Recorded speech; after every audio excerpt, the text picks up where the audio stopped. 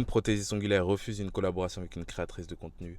2 millions de vues, énormément de contenu IGC. TikTok explose. Je vous explique tout ça, on va décrypter tout ça ensemble. Avant de commencer, pour toutes les personnes qui me découvrent, c'est Marvin, Déclic Marketing, l'émission qui décrypte l'ensemble des coups de buzz, tout ce qui renverse la toile. Et on essaye d'en tirer des leçons factuelles, amener du trafic, de la visibilité, des commandes sur nos différents business ou notre personal branding.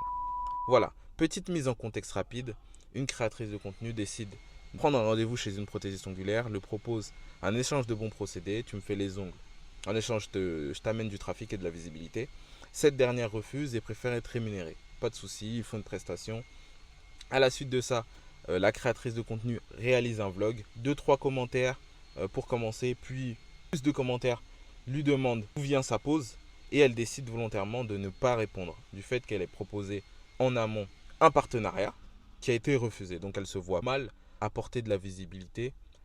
À la suite de ça, la prothésiste ongulaire décide elle-même de se créditer sous les commentaires de la créatrice de contenu.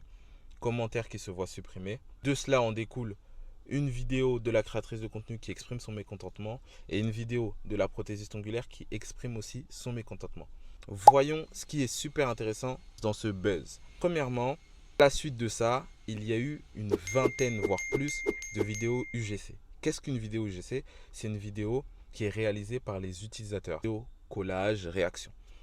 Et ce qui est super intéressant avec ces vidéos-là, elles alimentent davantage en fait le buzz. La plupart des spectateurs qui voient ça ont comme une curiosité qui est animée et ils souhaitent davantage en fait voir les vidéos originales pour pouvoir avoir une visibilité globale de l'affaire. Donc ça, c'est super intéressant. Pourquoi? Parce que le fait qu'il y ait ces vingtaines de vidéos collages, ça va faire que les moteurs de recherche vont s'enflammer avec le nom de la créatrice de contenu et le nom de la prothésiste ongulaire. Ce qui est super intéressant, c'est que sur le profil de la prothésiste ongulaire, il y a toutes ses prestations, les manicures, les pédicures qu'elle puisse faire. Et ça amène du coup un trafic positif. On va avoir du trafic pour tomber sur la vidéo originale, mais sur le compte avec la vidéo originale, il y a toutes les prestations qu'elle peut faire. Donc ça va permettre de donner beaucoup d'exposition à son travail. Le second bon point, il y a une prise de position qui est faite. Il y en a qui sont soit pour la créatrice de contenu ou d'autres pour la prothésiste ongulaire. Et qu'est-ce que ça amène? Ça amène que certaines personnes commentent massivement et envoient un signal à l'algorithme que ce contenu est performant. Donc ça amène énormément de visibilité, d'exposition à la vidéo. Troisième bon point, prothésiste ongulaire qui a décidé de faire la vidéo, mettre en contexte la situation, a décidé de le faire facecam. Donc elle apporte une sorte de visage sur sa marque et on ne va plus la définir comme son nom de marque, mais plus comme un visage, comme une personne à part entière, avec des sentiments, des émotions et avec une personnalité propre. C'est ce qu'on appelle le personal branding. Il y a des gens qui vont se dire, voilà, je ne te connaissais pas, je suis tombé sur ta page par rapport à un bad buzz, j'ai vu que tu travaillais bien. Moi, je trouve que dans cette histoire, tu as raison. De ce fait, j'aimerais bien prendre rendez-vous. Alors que si ça aurait été une simple collaboration comme au départ, ça aurait été une visibilité, mais uniquement par rapport à son travail, pas par rapport à sa personnalité, par rapport à une affaire. D'où la différenciation entre l'exposition et le personal branding. Quatrième point qui est super intéressant, c'est que en souhaitant répondre à la prothésiste ongulaire, la créatrice de contenu a fait une vidéo d'environ 1 minute. Elle parle de la prothésiste ongulaire sans la mentionner, tu vois. Elle parle avec sa prestation au doigt. C'est comme une sorte de pub qui a été réalisée, mais indirecte.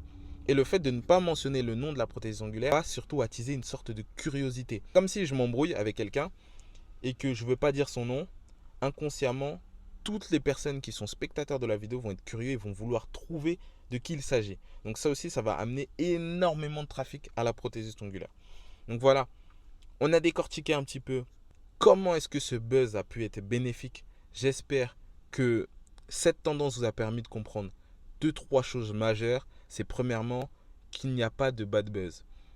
Chaque buzz, qu'il soit bon ou mauvais, est un élan d'explosivité, de visibilité sur lequel il faut savoir capitaliser avec intelligence pour amener du trafic, de la visibilité et des commandes. Il y a toujours moyen de renverser une situation. Cette vidéo touche à sa fin. C'était Marvin de chez Marketing Déclic. J'espère que cette vidéo t'a plu. Je t'invite à bombarder de pouces bleus, à mettre en commentaire ce que tu penses, qui a raison, qui a tort. Renseignez dans l'espace commentaire le prochain sujet que vous voulez que je traite. J'espère que cette vidéo t'aura donné le déclic pour pouvoir analyser les tendances, les situations et savoir réagir de la bonne manière, d'une manière adaptée pour pouvoir utiliser les outils communication et marketing à bon escient, amener du trafic, de la visibilité et un personal branding fort pour toi, ta boutique, ton business. C'était Marvin.